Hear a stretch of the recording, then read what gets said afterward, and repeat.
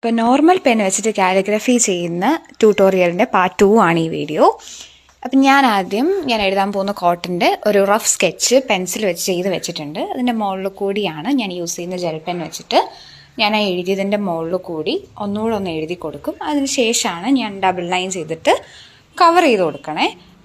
ഈ പെൻസിൽ വെച്ച് എഴുതുമ്പോഴേക്കും നമുക്കൊരു ഐഡിയ കിട്ടും. നമ്മൾ പെൻ വെച്ച് നേരത്തെ എഴുതി കഴിഞ്ഞാൽ എന്തെങ്കിലും മിസ്റ്റേക്സ് വന്നു കഴിഞ്ഞാൽ നമുക്ക് ചെയ്യാൻ പറ്റത്തില്ല. ആദ്യമേ പെൻസിൽ വെച്ചൊന്ന് റഫ് സ്കെച്ച് എടുത്ത് വെച്ചിട്ട് ഡിസൈൻസും ആ സ്റ്റൈലും ഒക്കെ ഒന്ന് നോക്കി വെച്ചതിന് ശേഷം നമ്മൾ പിന്നെ പെൻ വെച്ച് എഴുതുമ്പോഴേക്കും നമുക്ക് തെറ്റിപ്പോയാലും പ്രശ്നം ഉണ്ടാവില്ല. അതുകൊണ്ടാണ് ഞാൻ ഈ പെൻസിൽ വെച്ച് ആദ്യമേ ചെയ്യണേ.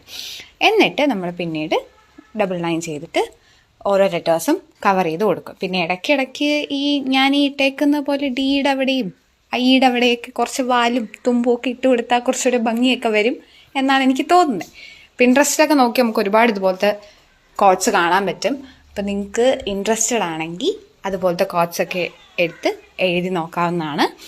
പിന്നെ ഞാനിപ്പോൾ എളുപ്പം നിങ്ങൾക്ക് കാണിക്കാൻ വേണ്ടി മാത്രം ഇത്രയും സിമ്പിളായിട്ട് ചെയ്തു എന്നേ ഉള്ളൂ. ആക്ച്വലി ഇതിൻ്റെ ബാക്ക്ഗ്രൗണ്ടൊക്കെ കൊടുത്തിട്ട് നമുക്ക് വേറെ നന്നായിട്ട് ചെയ്യാൻ വേണ്ടി പറ്റും. നിങ്ങൾക്ക് ഇനിയും ഇതുപോലത്തെ കോട്ട്സും കാലിഗ്രഫി നോർമൽ പെൻ വെച്ച് എഴുതുന്നതിൻ്റെ ട്യൂട്ടോറിയൽസോ ടിപ്സോ എന്തെങ്കിലും വേണമെങ്കിൽ എൻ്റെ അക്കൗണ്ട് ഫോളോ ചെയ്തിട്ട് ഇതിനകത്ത് കമൻറ്റ് ചെയ്താൽ മതി. ഞാനത് എന്തായാലും പറയുന്നതായിരിക്കും. അപ്പോൾ അടുത്ത വീഡിയോ കാണാം. ബൈ.